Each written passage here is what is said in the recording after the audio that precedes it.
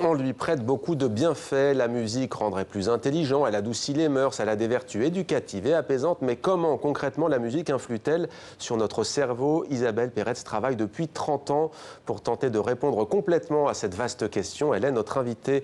Bonsoir, soyez la bienvenue Isabelle Peretz, vous arrivez tout juste de Montréal, vous êtes l'auteur du livre qui a pour titre « Apprendre la musique, nouvelle des neurosciences », c'est aux éditions Odile Jacob, et vous êtes aussi la co-directrice du centre de recherche sur le cerveau, la musique et le son, le Brahms, qui se trouve à Montréal, au Québec, au Canada. Alors au début du livre, vous écrivez ceci: saviez-vous que dès la naissance, le cerveau du bébé répond à la musique avec discernement? Eh bien non, tout le monde ne le sait pas, Isabelle Peretz. Alors vous allez nous dire comment concrètement s'opère ce phénomène.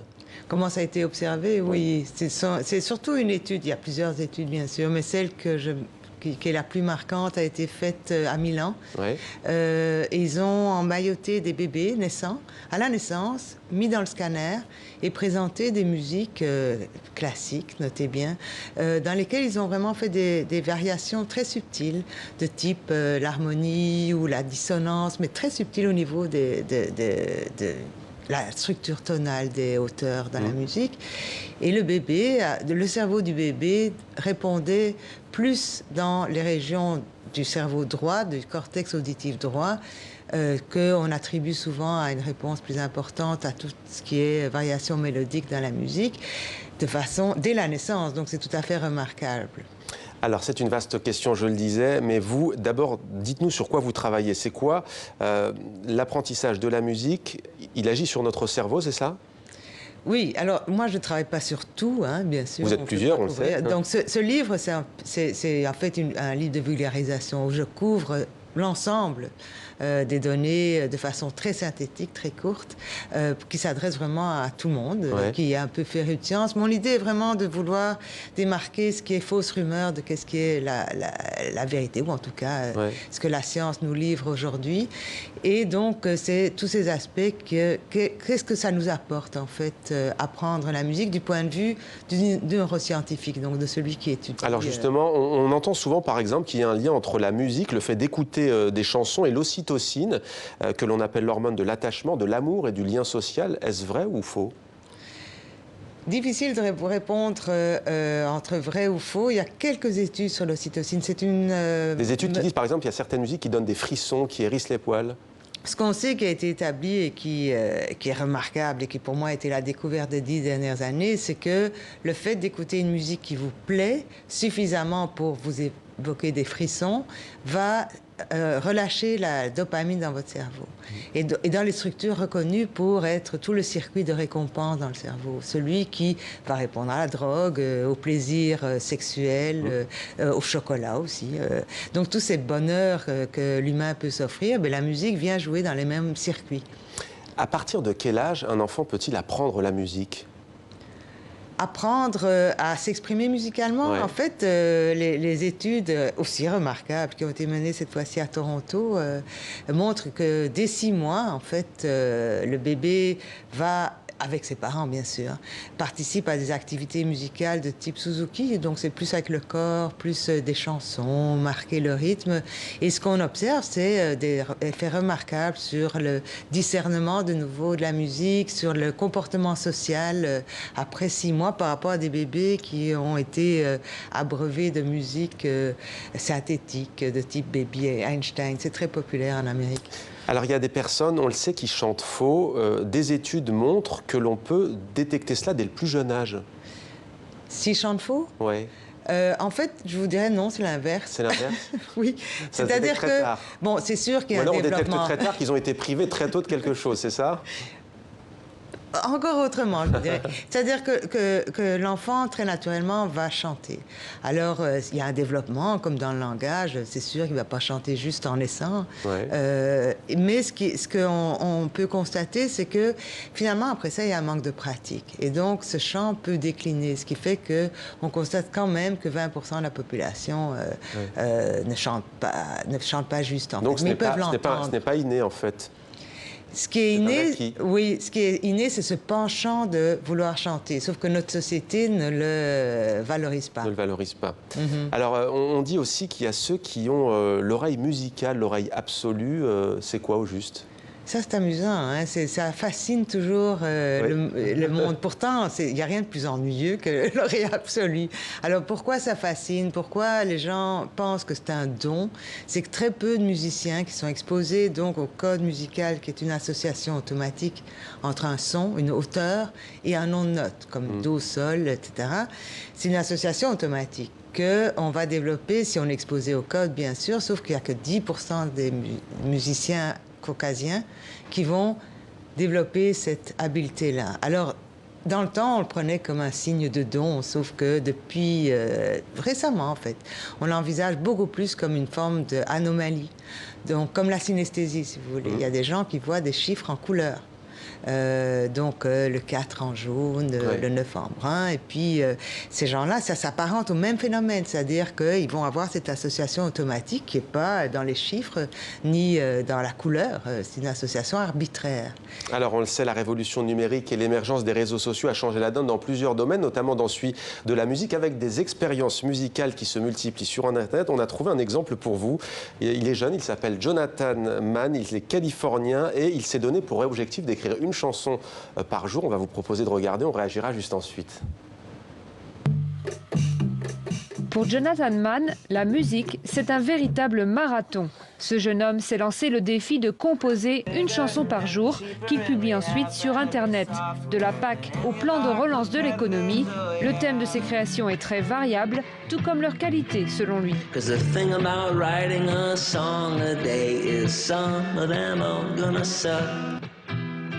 C'est dans sa chambre à Berkeley que ce jeune musicien caméraman enregistre ses compositions. Certaines de ses chansons sont devenues des tubes parmi les internautes.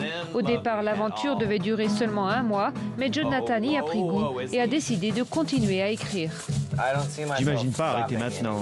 Il faudrait vraiment un imprévu, du genre une tumeur au cerveau, qui paralyse une partie de la tête et qui me fasse perdre toute mon inspiration. Il y a des lois de probabilité. Si vous voulez être créatif, plus vous composez et plus vous avez de chances de produire quelque chose de bien.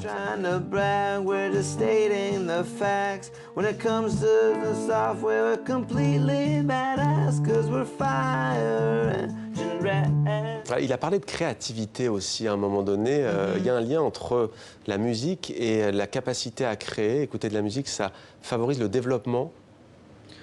De la créativité en soi, ça n'est pas un peu la définition que vous avez, la créativité, oui, mais toute forme d'art, toute forme... même, ce qui m'étonne, en fait, c'est que ça fascine autant. Ouais. En fait, ce qui m'étonne, c'est que vous l'ayez pris comme exemple. Ouais. Parce que quelqu'un qui aurait écrit un poème par jour, est-ce que ça vous aurait épaté?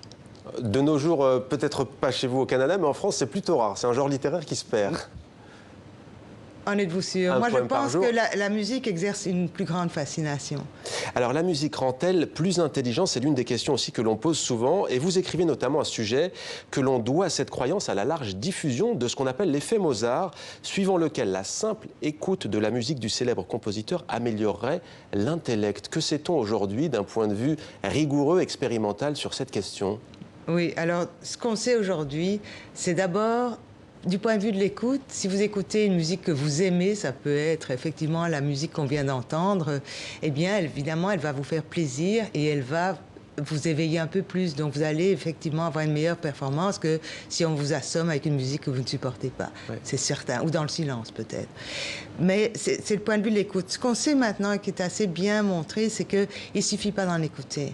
Donc, l'effet Mozart, c'est juste écouter. Et il n'y a rien de magique à Mozart. C'est vraiment le fait qu'on aime cette musique. Mais maintenant, ce qu'on sait, c'est que c'est plutôt d'en faire. Donc, comme je relatais l'expérience, c'est ça, avec les bébés de 6 mois, ceux qui écoutaient la musique n'avaient pas les avantages du tout de ceux qui le faisaient. Donc, ça a été montré à différents âges. Donc notamment de 6 ans à 7 ans, dites-vous, pendant 1 an. Oui. Ouais. Ça, c'est une étude aussi qui a été faite à Toronto par l'équipe de Glenn Schellenberg. Et qu'est-ce qui montre? C'est que si les enfants, donc aléatoirement pris, hein, donc, de tous niveaux sociaux, de tous milieux sociaux. Oui, absolument, qui recevaient des leçons de musique par rapport à ceux qui avaient des cours de théâtre, par exemple, mais ils gagnaient des points en intelligence. Ouais, le fonctionnement intellectuel est amélioré. Et ça se reproduit à 8 ans, ça se reproduit plus tard, jusqu'à la fin, si vous voulez, de la scolarité. Alors aujourd'hui, les enseignants et responsables des systèmes scolaires s'interrogent, on le sait. Tout récemment, par exemple, la Suisse a décidé de miser sur l'éducation musicale. Elle l'inscrit même dans sa constitution. Quels effets la musique a-t-elle sur, par exemple, la curiosité, l'attention, la mémorisation des sujets importants pour les enfants? Oui, et je suis heureuse que vous le soulevez parce que je pense qu'en France, on est plus gâtés qu'au Québec, où la musique est beaucoup plus accessible, gratuite, qu'au Québec, par exemple, où il y a un certain enseignement qui est imposé, mais obligatoire, mais il peut être tout à fait mis de côté. Ouais. Donc ça, c'est un aspect auquel je tiens parce que on voit bien que pendant tout le développement, et même plus tard en fait, c'est que le fait de faire de la musique de nouveau, pas rien que d'en écouter, fait que des fonctions de type exécutif de haut niveau, comme l'attention, la concentration, la planification, tout ce qui sont des facultés qui sont tellement importantes, se développent mieux chez ceux qui en font que chez ceux qui en font pas. De la même manière, les personnes âgées perdent des neurones, mais les musiciens en perdent aussi, mais ils ont une faculté plus importante à retenir. Oui, en fait, ça a été constaté chez les musiciens âgés, c'est qu'ils gagnent 20 ans dans la reconnaissance de la parole dans le bruit, par exemple, qui demande aussi ces facultés un peu exécutives, si vous voulez, de concentrer l'attention. C'est pas qu'ils n'ont pas perdu autant de neurones que les autres, c'est qu'ils sont capables d'analyser, de se concentrer sur les aspects du signal que la musique leur a permis. Mais on montre ça aussi chez des gens qui apprennent. Est-ce qu'il y a un âge critique pour apprendre à jouer du piano, par exemple, ou à apprendre la musique? Il y a un âge ou pas? Eh oui, le cerveau est beaucoup plus plastique aux alentours de 5-7 ans qu'à 60 ans, c'est évident. Donc oui, il y a une période. Pour autant, dans le livre, vous dites que si on a 70 ans, on peut très bien s'y mettre. Oui, mais ça ne veut pas dire que vous le ferez aussi bien que quelqu'un de 7 ans. Hein. Mais qu'est-ce que ça apporterait alors? Qu'est-ce que ça apporte? C'est la même chose, ça apporte les mêmes avantages, qui est une sorte de réserve cognitive qu'on vient nourrir, qui fait que ça compense pour tous les effets dévastateurs de l'âge vieillissant. Mais évidemment, commencer très tôt vous amène à faire des exploits de type moteur et même peut-être cognitif, ça je l'ignore, mais... je ne serai pas un virtuose, c'est trop tard, Isabelle Pérez. Oui, merci mais pour beaucoup. Moi aussi. Vous non plus. Merci beaucoup Isabelle Pérez. Apprendre la musique, nouvelle des neurosciences. Un livre fascinant et passionnant donc sur l'apprentissage de la musique. C'est aux éditions Odile Jacob. Merci à vous.